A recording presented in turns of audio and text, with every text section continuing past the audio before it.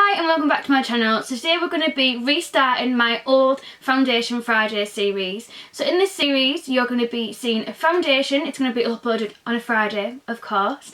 It's not going to be every single Friday, but there will always be a new video up on my channel on Friday regardless, whether it's going to be a Foundation Friday or just a normal other video. So in this series I'm going to be taking one foundation and we're going to be looking at the claims that it's meant to do, the price, how much foundation you get, a demo of it on my actual skin, and also new to the series I'm going to be updating you throughout the day on how it lasts and the wear throughout the day as well, just so we can see a real representation of what it's going to actually look like.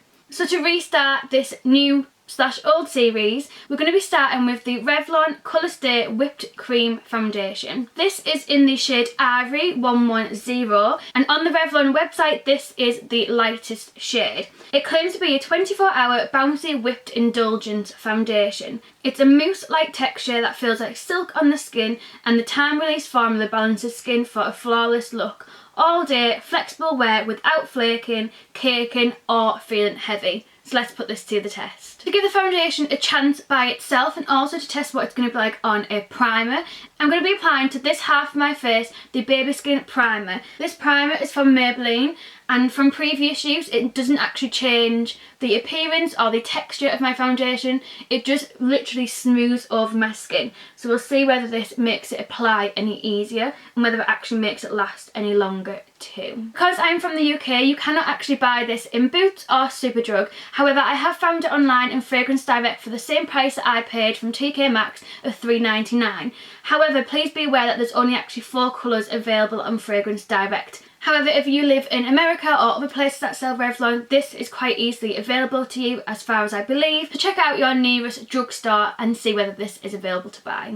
And on the Revlon website it says it has 12 shades, so obviously Fragrance Direct only have a third of the shades available. So it doesn't have any recommendations on the website on which brush to use to apply this, or whether to use fingers or a sponge or whatever. So I'm going to be using the brush that I apply all my foundation with, and this is just a flat top brush from eBay that costs 99p. Like, it's quite thick in consistency, as you can tell, like it's not falling out of the tub or anything. So what I'm going to be doing is I'm going to dot this all over my face and then blend it in with a brush. It is very, very light in consistency. It's not heavy or like really gloopy, like what I thought it could have been. So I'm quite excited. I've been wanting to try this foundation for ages. YouTubers from America used to rave about it, especially Nicole Guerrero used to use it all the time, and I used to always want to get my hands on it. So when I saw it in TK Maxx a few days ago, I was like, oh my god, I need that. And it was in my shade as well, so I was like, oh my god, it's like it was meant to be. I think this is going to be a tad bit too light for me, but we can always add bronzer. So I've dotted that all over my face, and I'm going to take my brush and then just blend all of this in. So just from blending it in, it definitely blends so much nicer over the prime side of my face. On the other side of my face that hasn't got any primer on, you can see that it's like just sitting on top of my skin, whereas on this side it just looks really, really natural. So this is what one thin layer looks like. This is the primed side, and this is the non-primed side. I don't know if you can tell the difference, but I definitely can. Like, this side looks so much more natural. I do feel like this side, my cheek, doesn't have as much coverage on it, but it looks so much more natural. I prefer it to look natural and then build up another layer than it look unnatural but give me coverage, if that makes sense. Like, I'd rather just build it up. I'm going to try and see whether it's buildable, so I'm just going to be taking a small amount and just going to put this on top of my cheek and see what it's like on the prime side, and then do the same on the non and see how that builds up too. It's got quite a powdery finish. It doesn't look matte, but it has definitely got like a powdery kind of look to it, but it is sticky, like it hasn't dried down. So I'm going to give it a couple of minutes to see whether it does dry down or whether you will have to set this with powder. So I've left it for a little while, and it's definitely a foundation that needs setting with powder because it is still sticky sticky, regardless of it having quite a powdery kind of look to the skin. I have looked in natural lighting, and I do think that in natural lighting, once you've buffed out the non-primer side a little bit more, put a bit more work into it, a bit more elbow grease into it, then it does kind of look the same as this side. But it's definitely very, very noticeable if you're going to be doing flash photography or anything with professional lights. Like, I've got my ring light on, and I can definitely see it on the non-primed side of my face so much more. It looks so much more natural and flawless on the primed side of my face compared to the non. So I'm going to finish the rest of my makeup. I'm going to set this with a powder like I normally would with my foundation, and I'll come back in a couple of hours time, a few seconds time for you. We will see how the foundation is looking, how it's lasting, and whether it's actually meeting the claims that it says so on the Revlon website. So I've just finished filming a tutorial on the rest of this makeup, and it will be coming up soon on my channel. But I just want to talk about how the makeup applied and the difference between the prime side and the non-prime side. So I found on the prime side, everything just applied so much more smoother. There's not a ridiculous amount of texture to my skin in comparison to the other side, where you can see where it's like settled into my pores. It's gone like all bitty. I have used some new products today, and some of the products that I've used are really, really bad. When it comes to showing you an update on my skin later on, I'm not going to be showing you any of this part of my skin because that is where the bad makeup was applied. But the prime side looks so much better. It looks smoother, and my face just looks so much better. And this is my good side of my face as well, so that could possibly be why.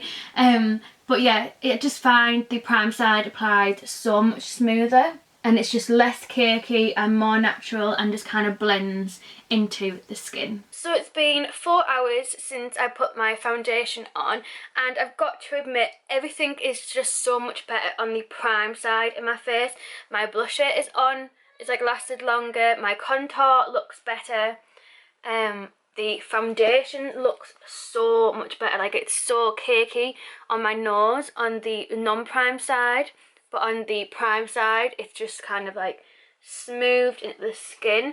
It has kind of like settled onto the little bumps of my nose. I do agree that I withstand heat and humidity, because I've been sat in front of my ring like filming all day, and it's still looking really, really good. It does look better on the prime side though over the non-prime side, but it still looks really good. Obviously it's only been 4 hours, but still some foundation can come off in 4 hours. I think it has come off a little bit on my jawline, but not much. Like, I'm still really impressed by it. I'll check back in a few more hours time and see how it's holding up then, because obviously it does claim to be 24-hour wear, and I've only had it on 4 hours so far. So I'm doing my last check-in of the day. It is now 8:15, so I've had this on for just short of 8 hours now, and I've got to admit, everything just looks still so much better on the prime side compared to the non-prime side. It's stuck to my dry patches. When it actually says without flaking, caking or feeling heavy, it definitely doesn't feel heavy. It doesn't feel like I've got loads of makeup on. It doesn't really feel like I've got much on my skin at all, to be honest with you. But it's definitely flaky and cakey, especially if you don't prime as well. Even on the prime side, it has gone a little bit cakey in places, especially on my forehead, which is like so random. But considering I've went and had my eyebrows done and had my eyebrows threaded, I don't think it's peeled the foundation off or anything like that. I think it's lasted okay. But this is the non-prime side, and this is the prime side. So overall, I think I need to try this foundation a little bit more. I am quite impressed on the prime side, but I think it is pretty naff without a primer. So that is my review for you. Thank you so much for watching. I hope you liked this Foundation Friday. Give it a thumbs up if you did, so I know to carry on doing these. And thank you for watching. I hope to see you in my next video. Bye guys.